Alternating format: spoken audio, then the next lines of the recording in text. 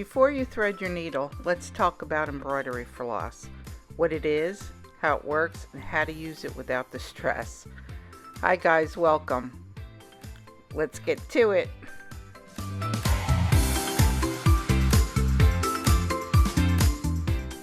A manufacturer will take several yards of thread, wrap it round and round, and label it, and that will be called a skein of floss.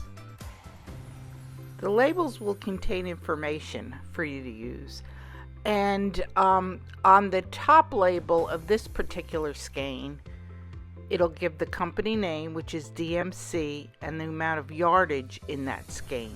In this case, it's 8.7 yards or 8 meters. The bottom label will include washing information and also the color number.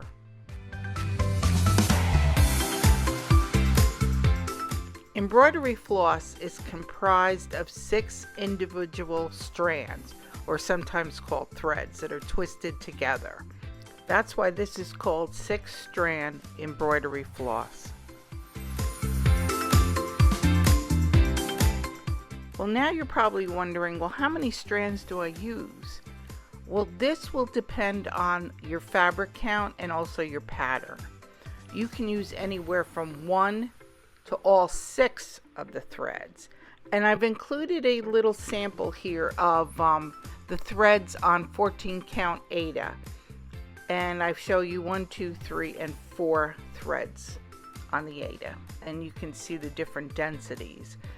And again, it really depends on your pattern and your fabric count.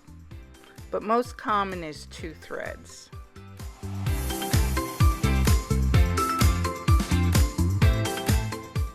And here's a little tip. When you're ready to use your thread, don't take the labels off. Always pull out the strand from the number side, which is the label with the number on it. This will avoid tangles and a lot of headaches.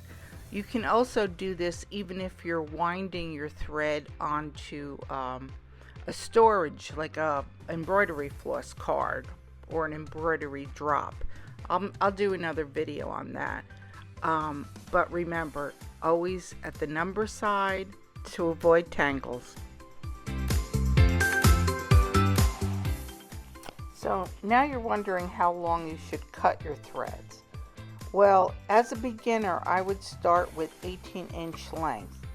This is not so long that as you're stitching, you won't run into a bunch of tangles. If you're going to do the loop start method, you would double that amount to 36 inches. Since I want to keep this video short and sweet and just about floss, I'll do another one on how to start your embroidery. As we went over before, each pattern and each fabric count will take a certain amount of threads. And now that we cut our 18-inch strand, firmly with 2 fingers in the middle or higher up, pinch it, and then pull out each strand individually. As you can see me doing here, I'm pulling out the thread, and the tail end is curling all up, but don't worry, that's not knotted. It'll come straight back out. And you'll do each thread individually. Don't do 2 at a time. That'll cause tangles also. With embroidery floss, the old adage holds true, which is you get what you pay for.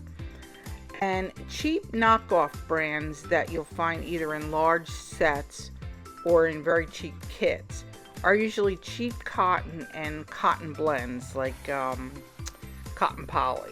They're frustrating to work with. Stay clear of them. A good quality thread is usually 100% long staple cotton, and it's usually Egyptian cotton, and it's mercerized, which means it's a process that adds a silk-like sheen to it and also strength. Although it's not foolproof, it's less prone to knots and tangles.